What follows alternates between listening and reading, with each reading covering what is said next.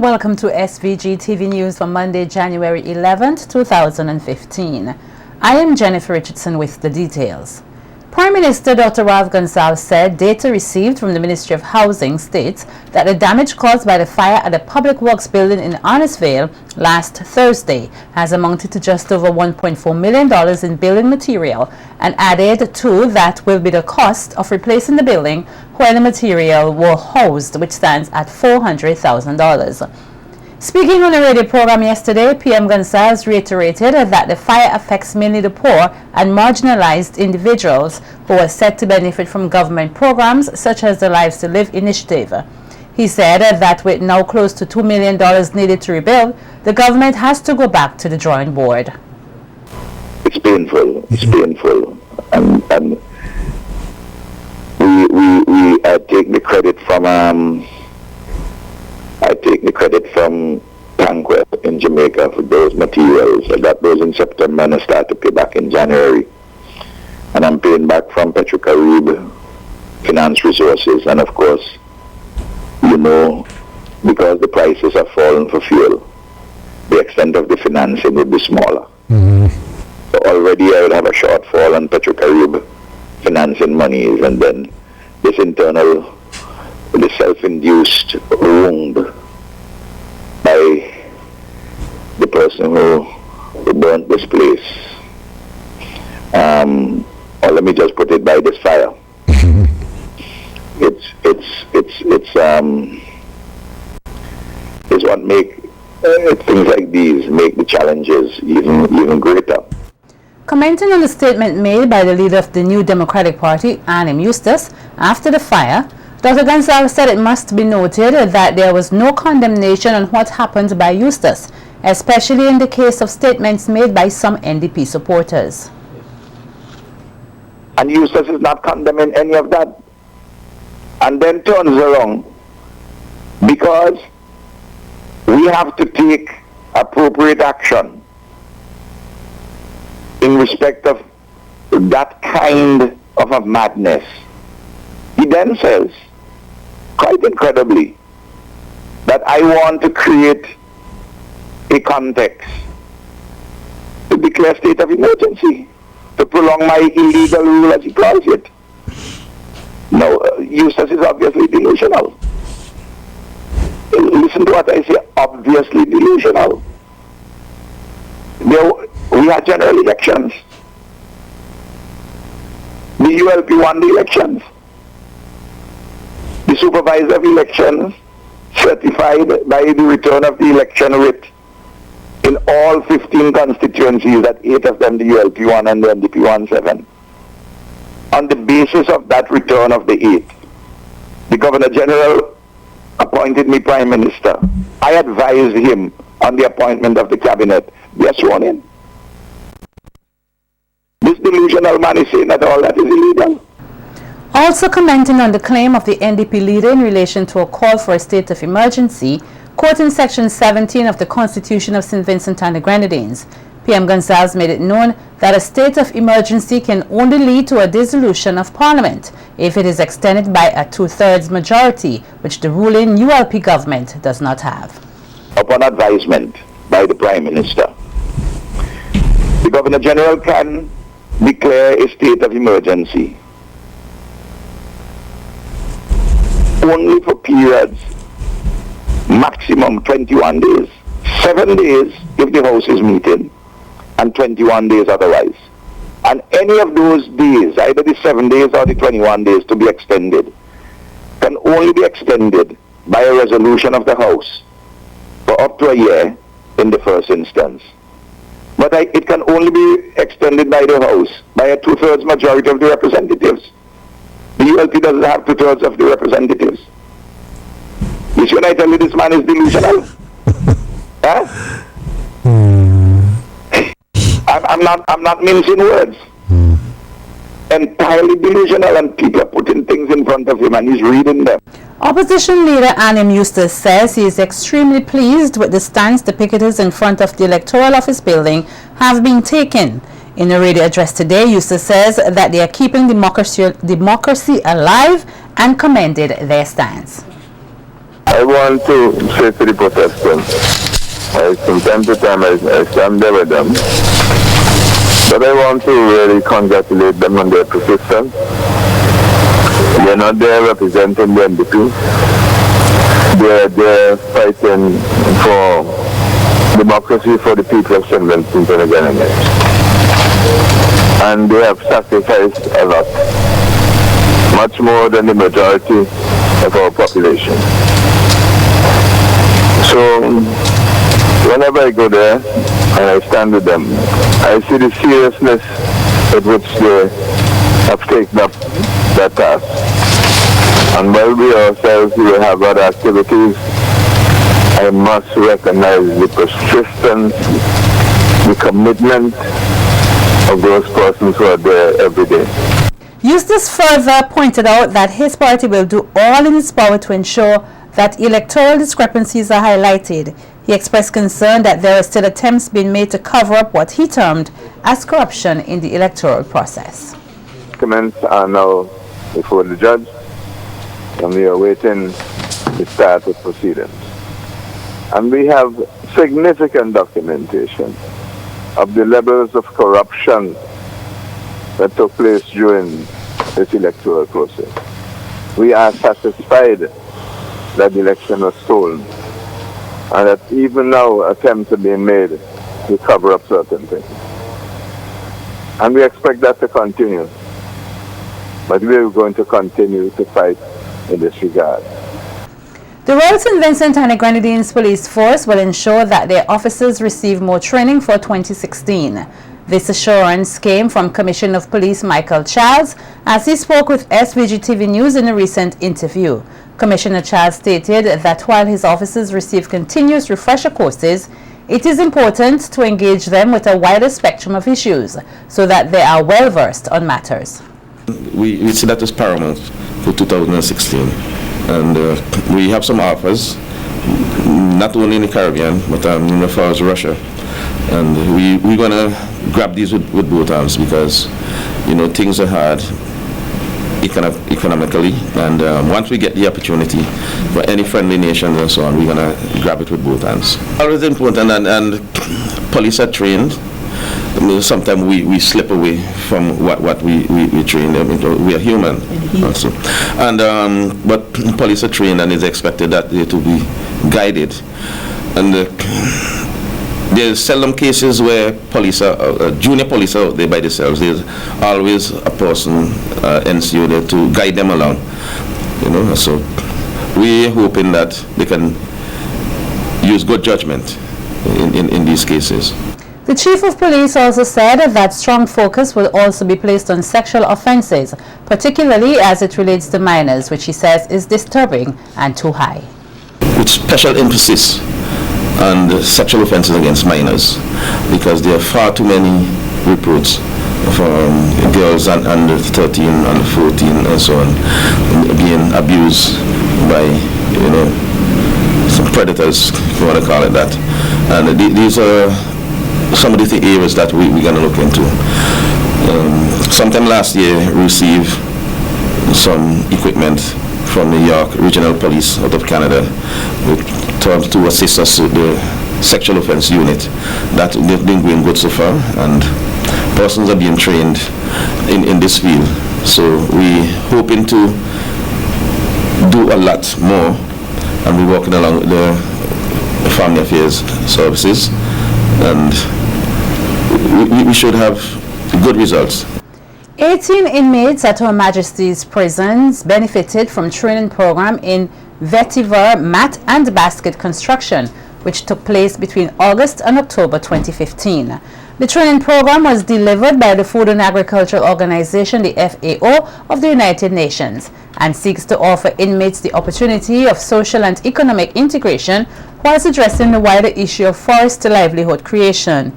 The majority of participants were under 30 years old, and according to a release by FAO, rehabilitative programs can permanently reduce crime through the provision of employment and the resource socialization of inmates and ex-offenders.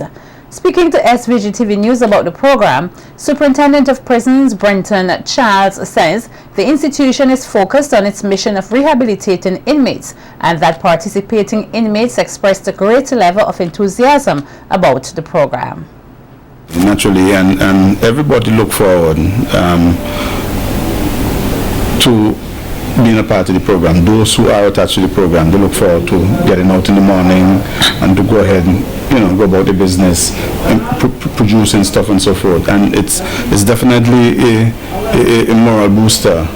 In fact, if you talk to some of the inmates, they'll tell you how they feel now being a part of the program versus when they were not a part of the program. And it suddenly served as that moral boost for the inmates to see that you take raw simple materials and to convert it into something that is lovable, that people admire, people want to have, certainly would give you a boost somewhere. Charles says such a program is of unique importance as it gives inmates an avenue not just to develop skills but also to cope with prison life. Generally in prison, everybody look forward to doing something. You know, it's a way of easing the pressures of imprisonment.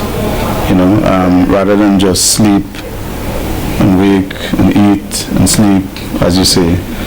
If you have activities during the day, it helps inmates cope better with their time in prison. Superintendent Charles is encouraging the business community to get involved in the training and rehabilitation of inmates, since this, he says, will not just benefit the business community, but the society in general. If businesses see the need to partner with the prison to support rehabilitation programs, it would just be good for all of St. Vincent and Grenadines. Business owners, I think, would be able to sleep more comfortable, knowing that they have assisted in converting, so to speak, somebody who would have normally been a burglar or a shoplifter, or, you know, you now can rest comfortable that a person is transformed. He can hold a job on an honest dollar. SVG-TV's Bavin Oliver interviewed some of the inmates involved in the program who expressed enthusiasm in being able to gain employment after serving their time behind bars. Learning a skill, I'm doing something which is worthwhile doing, you know. I mean, this grass work is not an easy thing, but it's good because it's, for me as a young youth that come to prison, and when I leave prison, at least when I come back out into the free world, that I can have a skill doing something that worthwhile doing, you know. Came from grass to, you know, processing it, plaiting it, then sewing it, and actually making all these beautiful stuff you have seen here, you know. So I mean, it's a lot of work, but I love doing it. Yeah. I've come in jail in prison just to rehabilitate, because there is not much outside that, you know. So coming in prison now, just put up an attention now that you must studying works than studying to do bad things and them stuff. So prison now is a rehabilitation center that you could come and do little stuff and get you well. We're stitching, right? We're stitching some mats like this mat. So you usually start like this. So you push in the mirror and out back.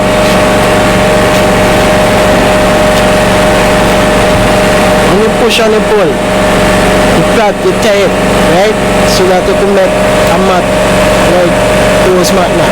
Well, as you don't see, well, we grass and thing, you don't know, say we still, we like the work same way. Well, you learning something, you learning a trade, so we still come on. So this is come on. So this is something important. Important, come on, yeah, I like the work, you know, right? well, you get enough for the youth them right now, ain't go like for do this, but same way still, as they do in a jail, you gotta do something same way still. Right, so when you become, as you would say, a free man, come on, this is something that you go do out the pan free all same way, because you don't learn it. You soak them, yeah, if you soak them in the pot in the water, then you plant them and make anything that you want to make. And I feel happy about this craft because it takes a little stress off of my head, and I hope when I go out it will motivate me that I could get some money. Yeah. What do you want the public to know about this program? Well, it is an easy thing to do and it is very interesting. Also speaking with SVG-TV was Senior Prison Officer Ricardo Watson, who considered the program to be an important one, noting that it allows for the inmates to have a sense of independence in being able to provide for themselves. It's a good gesture implemented by the superintendent because we know most of these guys, when they leave the walls, employment could be a problem on the outside because they would have had an history. Most people feel, well, they don't want to take chance to employ them. So learning a skill here and getting back on the outside, they're doing their own thing, can earn themselves some money and get away from the hustle.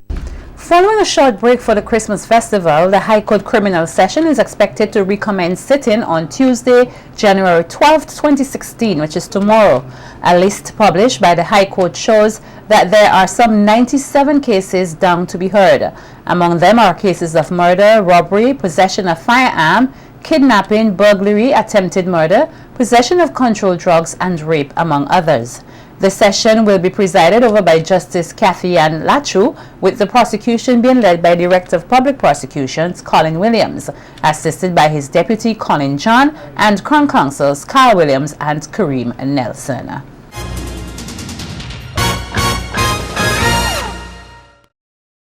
Vincentians are being encouraged to safeguard themselves and their family members against the spread of the influenza virus. With the increase in influenza activity throughout the region, the Ministry of Health, Wellness and the Environment is assuring the public that they will continue to work to maintain and strengthen the systems that are in place to detect and respond to increased influenza cases. Epidemiologist in the Ministry of Health, Wellness and the Environment, Dr. Rosamond Adams, is advising Vincentians to still be on alert for the Zika virus, which has been confirmed in the region. Dr. Adams is urging Vincentians to equip themselves with the proper knowledge about the virus so that it can be prevented from becoming a problem in SVG. Zika virus causes almost the same signs and symptoms like dengue and also chikungunya.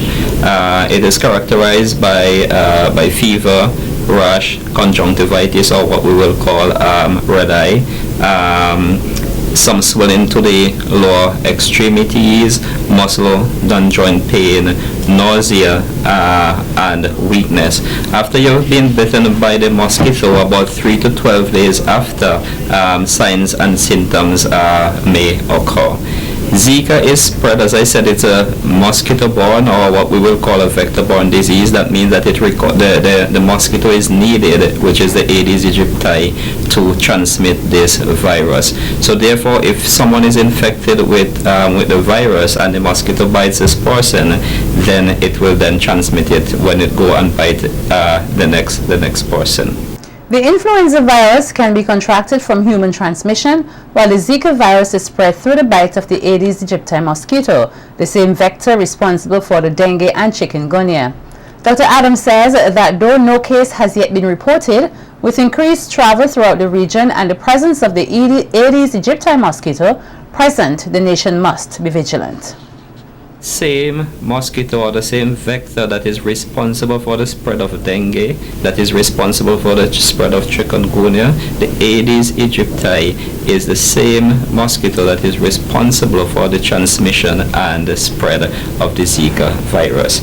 And this mosquito is one that we have, it is common in and around our homes, requires stagnant water to breathe in, and therefore it can breathe easily in our homes. So for example, if we have flowers containers that we have flowers in, our dish rack at home that we may put dishes to drain in, even though it may accumulate a small amount of water, this mosquito will look for any amount of stagnant water in order to breed in. So we have to be mindful that it's not a mosquito that is in the wild, in the forest, and you have to go in the forest to get bitten by the mosquito. It is one that is living in our homes, in our workplace.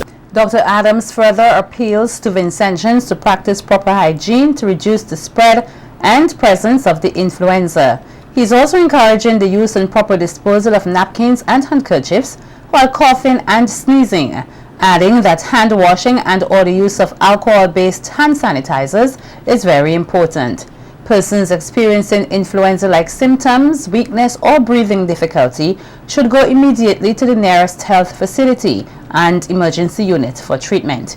He said persons most vulnerable are pregnant women, healthcare workers, elderly and children under 2 years, persons with difficulty breathing like asthma, and persons with a weakened immune system. What is important here is that people practice proper hygiene. That is the message that we are spreading for the prevention of H1N1, because we are in contact constantly with people who cough, constantly in contact with people who sneeze, and now is the flu season, so therefore there are many strains of flu that are circulating. We're coming across people who may cough in their hands, and they may open a door. You don't know this has happened. Then you go and open this same door, and then you pass your hands on your face because there's something bothering you on your face, on your eye. You rub your eyes, and then this is how the virus is transmitted. Very simple as this. So we ask people who may have signs of the flu, whether it's H1N1 or regular influenza strains that will circulate and that are circulating around this time of the year, that they must be very mindful not to do things that can spread the flu. Meanwhile, Senior Environmental Health Officer Danville Tony says that any attempt to control the spread of the Zika virus would mean effectively controlling the vector mosquito, adding that presently the Ministry of Health and the Vector Control Division are beefing up their surveillance program. One of the things that the ministry is doing is looking at the coastal area. I think the focus is on the coastal regions because it's coming to the shores of our port health activities. We are increasing our surveillance around the ports of entry, and around areas like the bays where fishermen and so on would go out because they move from place to place. So the ministry is beefing up its surveillance program. As I said, the general inspection team, for instance, is focusing on the high indices areas. There's some high indices areas where we know we have the mosquito is prevalent. So we're focusing on these areas, and then we have a special inspection team is also focusing on the streams and the rivers, and this will be complemented by fogging off thereafter. So we are looking at it in a holistic way. Tony urged the public to take all preventative measures to inspect their homes, drains and yards to eliminate potential mosquito breeding sites, both indoors and outdoors. Everyone around the home would have to play a pivotal part in control of the mosquitoes. So if you have a drum, for instance, you will be required to screen the drum, to cover it, to make sure that the mosquito do not breed. If we have, say, tires, for instance, these tire shops and so on, for example, would have to store the tires in dry places before they are transported to the final place of disposal. You would have, if you have containers, such if you keep in flowers and vases, for instance, you would have to ensure that you change the water regularly, or refuse management in terms of small containers, and the disposal, wanton disposal of this thing has to be taken seriously. We have to make sure that we use our collection service properly.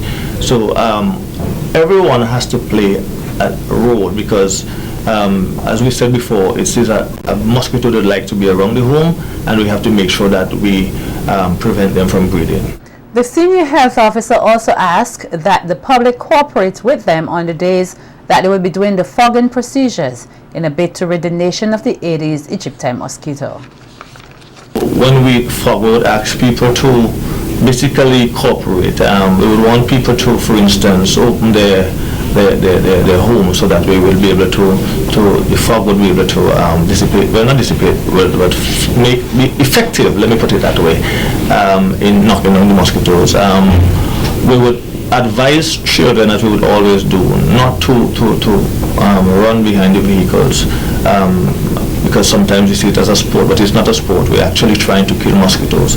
So we will require the cooperation of the public. I know people, so there are some people with bees, beekeepers, and sometimes we have challenges like this. When we make the announcement, we expect that these people would have their bees secured in a way that will not be affected. So generally we would expect everyone to cooperate and to help us fight this Zika, like dengue and the other type of diseases transmitted by this mosquito. A medical team of general pediatric surgeons is here conducting consultations and surgeries on children from SVG and other countries in the region on behalf of the World Pediatric Project, the WPP. Sharon Gower met up with the team of doctors and some of their patients at the Milton Cater Memorial Hospital on Sunday and files this report. On Sunday morning, January 10, 2016, a number of parents, along with their children, anxiously waited at the Milton Cater Memorial Hospital to see the team of medical surgeons and nurses from the World Pediatric Project, WPP, who have been coming to this country since 2002. Around 8 a.m., it was down to business as the medical team was briefed and took the opportunity to express their readiness to help those in need.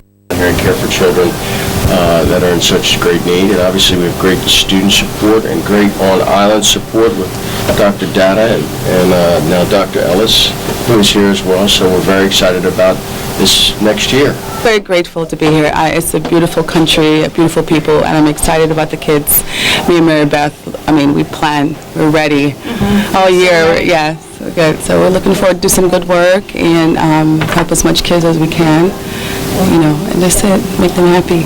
It's a pleasure to be here to help the kids of St. Vincent and the Grenadines, so I think it's an honor, so I'm glad to help out. The best part for me also is not meeting just the new kids, but following up on the precious children that we get to see year after year. So I'm really excited to see them. They've really grown up. It makes me feel old. But I'm really excited. Good work. Local coordinator Jacqueline King says the medical partnership, which has been in existence since 2002, has helped over 600 children, including those from the Eastern Caribbean, Guyana, and Tortola. We may have a total about 45 children. We have Grenada already here. We have Antigua. And this is all about providing ongoing support to the region, of course, St. Vincent being the hub. This team comes out of St. Louis, Missouri, and as usual, it's very exciting for them. They are really, this suit is a privilege, providing support to all of these children. One mother and child from the neighboring island of Grenada described the opportunity as a blessing. My daughter Izzy. We have been coming since she was about 5 weeks old, so this is our 5th trip, and it's a godsend because it's expensive. A surgery that she did is very expensive, and if it wasn't for this program, then we would have to pay a lot of money. So we thank God for WPP. The local patients and their parents were equally grateful for the opportunity provided. Some could not hold back the tears. So how have you been getting help, strength? From God and the doctors. So you want to say anything to the doctors here, the nurses? You want to say anything to them? I know that you're tearing up. I want to say thanks to the doctors and the nurses. A program like this, I think is the help of the Lord, because we don't really have the money to do this on our own. So God is so good to us. So we just want to thank Him for the doctors Well, I feel very good. Well, this is just a visit. She just come for a visit. Yes, but she did her stuff already. It's just a checkup. Yeah. And how have things been going? Good. And how have you been? With a pretty shirt. How have you been? Alright. And you feel happy? Yes. Less pain. Nice. Over 600 children receiving medical care from the World Pediatric Project since 2002. The World Pediatric Project has been a force to be reckoned with, helping students and children not only from St. Vincent and the Grenadines, but throughout the Eastern Caribbean. And with plans to expand, who knows how many more children could be helped. Reporting for SVG Television News, I am Sharon Garraway. Proud that some 697 children from the region, including St. Vincent and the Grenadines, have received medical care through the World Pediatric Project, the WPP, Chief Executive Officer Susan Rickman says that there are plans to expand the program further to other Caribbean countries. Rickman says while SVG will continue to be the hub, the hope is to get other Caribbean governments involved so that children from other islands can also benefit from the free medical care offered through the WPP. The CEO also expressed gratitude to the local health ministry and government for their continued assistance and also encouraged the parents as they sought medical care for their children. The true heroes are the parents that come, and we always want to thank them because they're trusting us. They trust us to take care of their kids, so it's huge for us. The team that's here is out of Johns Hopkins in Baltimore that is here on this team, so I always want to thank our volunteer doctors that commit to this. Every year, as St. Vincent knows, it's the same doctors, the same nurses every single year that come down with our 10 teams. And then I want to thank, obviously, Milton Cato Memorial Hospital, the Ministry of Health, and the Prime Minister, because they're the ones that open the doors, every year to us to come in to help these kids. And with St. Vincent alone, we've done 697 surgeries in this hospital alone for children. So this is a big thing for the region of what we're doing, and we're getting ready to scale it. We want to take this bigger. Additionally, the chairperson of WPP, John Vanderheide, says that his organization, which is based in Richmond, Virginia, will continue to help by raising funds to assist children in need of medical care. And I think from when we look at the resources around the world, 90% of the resources are used by 10% of the population. So on missions like this, I think we can really get a lot done very, very quickly. And like Susan said, our strategic plan for the next 3 years is to really expand and grow and to really, really get after particularly this region. And I think we can really do that with some additional help here. And we have plenty of doctors who want to volunteer. We never actually have a short of the doctors who want to get out there and help us. It's always just going to get the resources put together to bring them here, and that's what we're working on. A series of activities will be held in the Fancy community next week in remembrance of the students who died in the rock gutter accident on January 12, 2015. 7 students died in the accident after the passenger van transporting them to school went over an embankment and into the sea. 5 of the bodies were recovered and buried, and 2 have not been recovered. Those who died are Anik Alexander, Raquel Ashton, Jamal and Jamali Edwards, and Glenroy Michael. Their bodies were recovered. The other 2 students who were not recovered from the sea are Simonique Ballantyne and Chanstacia Stay. On Monday night, there will be a candlelight vigil from Fancy to Rock Gutter from 9 p.m. to midnight. And those activities, that's Monday night, that's tonight. On Tuesday, which is tomorrow, January 12th, exactly 1 year since the horrific accident, there will be a wreath-laying ceremony at Rock Gutter from 11:30 a.m. for the 2 students whose bodies were not recovered from the sea. This will be followed by another wreath-laying ceremony at the Fancy Cemetery, then a memorial service on the Hard Court in the afternoon.